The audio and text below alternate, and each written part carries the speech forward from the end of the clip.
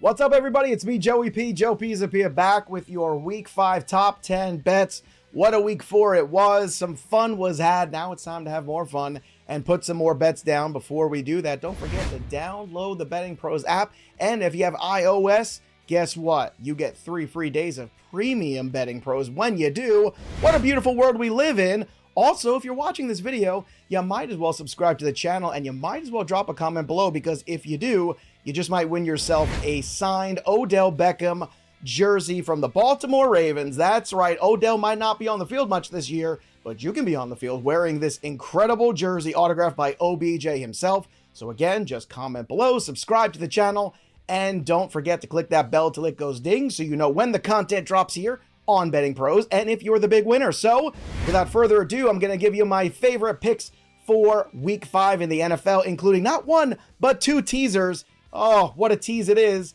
Let's get to the picks. Let's kick things off for Week 5 with number 10, the Jaguars +6 at -110 over at PointsBet against the Buffalo Bills.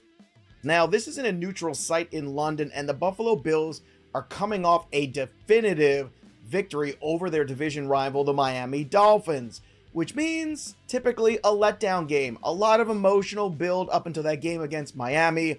And I think with the travel to London, especially with the Jaguars staying put there after last week and a W of their own, I think the Jaguars can cover this 6. So give me the Jags at the -110. I'll take those points. And I'll take a little bit of a letdown for the Bills. I'm not saying the Bills are going to lose, but I am saying it might be a little bit closer than you realize. So give me the Jags in Week 5. Number 9 on our list this week is the Tennessee Titans on the road, on the money line, -110 at BetMGM against the Indianapolis Colts. I know this one is in Indy, and I know that Anthony Richardson can make any game close with his explosive playmaking ability. We saw that last week, but we also saw Derrick Henry look like Derrick Henry again. And 2 weeks ago, he did not look like Derrick Henry. He was dealing with a toe issue, and clearly it was hampering him. Last week, my dude looked healthy, and we all know that once we turn the page into October, it's pumpkin spice latte season, and it's also Derrick Henry season, and Derrick Henry is going to get fed the football. And for me, that's enough for the Tennessee Titans on the money line. You're actually getting a better number on Betting Pros on that -110 money line at BetMGM than you are with the points at the +1.5 of -120 on FanDuel. So just take the Titans outright for a big in-division win on the road. Let's go, Titans. Number 8 this week, how about the Rams at home, +4.5, -110 at BetMGM against the Philadelphia Eagles. Now, I think the Eagles are a better football team than the Rams, but they are traveling for this one, and the Eagles are also kind of a young defense when you think about it. A lot of turnover in the last few years, a lot of great young talent, but still relatively young, and I think that's showing up in some of these games like last week, where all of a sudden that game with Washington was way closer than anybody anticipated, especially Vegas. So, for me, I'm going to continue to play on that theme. Yes, I think the Eagles win this game. Can the Rams keep this one close? I think they can, especially with a returning Cooper Kupp. Fingers crossed to the lineup. So I would jump on this now before this moves. And don't forget, if you're trying to follow some line movement, set the game notifications and the line alerts on the Betting Pros app. There you go. Plug over. Let's get to the next game.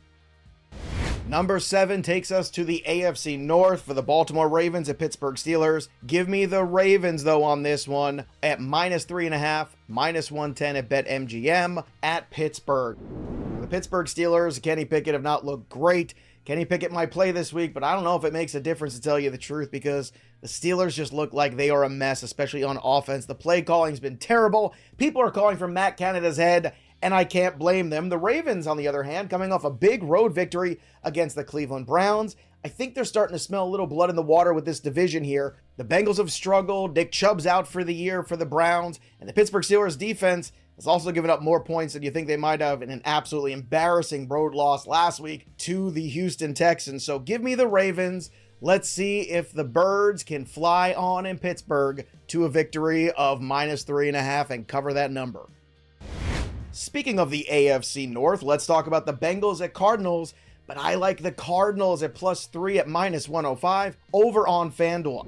I jumped on this line early on Sunday night when it was Cardinals at +5.5. Now it's shrunk a little bit to 3, but you know what? I still like it. The Cardinals have been plucky this year. The Cincinnati Bengals offensive line has been terrible. You can feel the impending doom in this locker room and the players starting to hate on each other. That's never a good sign. I feel like the Bengals are in a bit of a tailspin and kind of a last-ditch effort here to get right against the Cardinals. If this was in Cincinnati, I would not like this game as much, but because it's on the road, because it's in Arizona, and because Arizona absolutely competes, even though they don't have the personnel, I think the Cardinals can go ahead and cover this 3. So give me the Cards at minus 105 on FanDuel, and we'll see if the Cardinals can shock the world again. For our next pick in Week 5, if you like high scoring, I give you the Chiefs at Vikings over 53 minus 108. Yes, 53 is a big number, and yes, some of the big numbers this year have not exactly come in the way we wanted to, but the way the Vikings defense has played lately, I think this is a lock here for the Chiefs to go ahead and put on a show, and we all know that Kirk Cousins and Justin Jefferson in this offense on the Minnesota side is capable of doing their own job, even if it is in garbage time, to put up some stats and to put up some points. The Vikings are in a bit of desperation mode. The Chiefs are coming off a very tight victory on Sunday Night Football against the New York Jets. I think the Chiefs still win this game, but I'm gonna go focus on the over instead because you never know at Minnesota. Those games get really tight sometimes, and I just think at the end of the day, 53 is not enough to hold these two teams in check. Next up on our list for Week 5 in the NFL, I'm going to stay on that Houston Texans bandwagon. That's right. Let's go Texans on the money line, plus 110. You can get this number over at Caesars against the Atlanta Falcons in Atlanta. Falcons are coming back from London, beaten up a little bit, seem out of sync. Desmond Ridder couldn't get anything going on offense. Yes, I know the Falcons seem to be a better home team, especially when you look at some of Ridder's early stats, but it's not a big enough sample size for me.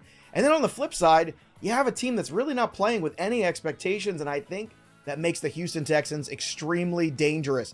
Give me the Texans on the plus 110 to keep the good feels going. CJ Stroud has looked great. He is spreading the ball around, making stars out of Nico Collins and Tank Dell. If they could ever get that running game going and an offensive line a little tighter, who knows how good the Texans can be, but they're starting to find some self-respect from each other, and I think they might find a victory on the road against the Falcons in a close game. So give me the Houston Texans. Let's go, CJ. Show them what you're made of, baby. Number 3, I can't believe I'm doing this, but give me the Jets on the money line at plus 110 over on DraftKings against the Denver Broncos in Denver. The Jets defense has been very good. Heck, they kept the Kansas City Chiefs on Sunday night to just 23 points. That is saying a lot, especially with all the hype around that game. It doesn't feel like the Jets are quitting, not from the effort level I saw. And yes, Zach Wilson is far from perfect, but it was an encouraging performance. And the one thing I can say about the Denver Broncos, well, they almost, and I mean almost, probably should have lost to the Chicago Bears last week. The Denver Broncos are not a good football team. The Denver Broncos are giving up a lot of yards on the ground, so if the Jets are smart, they'll get the ball into Breece Hall's hands. Go check out a lot of his individual props this week, but I do believe that the Jets at plus 110 over on DK is the way to go in this game. I think the Jets get a victory and stay alive in that AFC East. Speaking of New York teams, let's troll the New York Giants with a tease here. Giants at Miami. Let's tease the Dolphins to minus 12.5 from the 10.5 and get plus money at plus 104 over on FanDuel. Look, the Giants are not a good football team. Can we just say it out loud? I think I just did. They are getting outscored 77-9 in the first half of games, and I understand they've played some good teams like the Cowboys and the 49ers, but they got trounced by the Seattle Seahawks, which is kind of a middling team at best, in my humble opinion. Now you're going to go against the Miami Dolphins offense that just can't be stopped. Yeah, maybe they were slowed down last week against Buffalo. Okay, fine. But this is a whole different story against the Giants, not to mention the fact I'm still surprised if Saquon Barkley shows up and plays in this game with that high ankle sprain. Typically, that injury is at least a month. I mean, heck, we're still waiting for Austin Eckler, and he got hurt way before Saquon Barkley. So give me the Dolphins with even more points. Get the plus money, lock it in. Who knows? You can even tease this one up further if you're really feeling lucky. But I think the way to go here is look for a Dolphins route. Frankly, the Giants look like a football team that is spiraling out of control.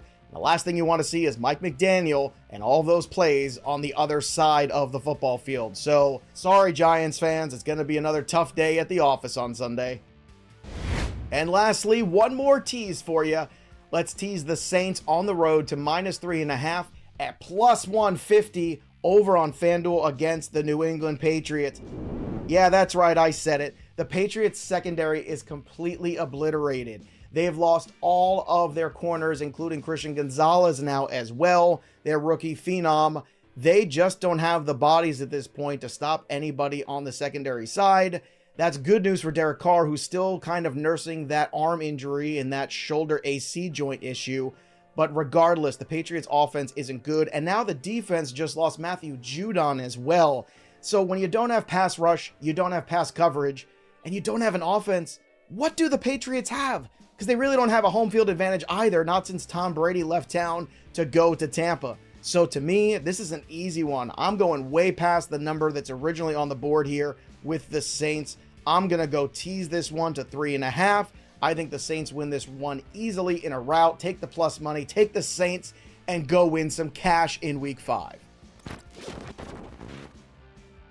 All right, everybody, there you have it. Those are my picks for this week, but let me know what you are in on so we can all bet smarter, not harder, together. And when you drop that comment below, don't forget to subscribe to the Betting Pros YouTube channel so we can all give you that Odell Beckham jersey, and download the Betting Pros app, sync all your sports books, turn on the game notifications too so you see where all the line movement's happening, and keep joining us every single week here at Betting Pros for all of your NFL betting coverage. That'll do it for me, Joey P.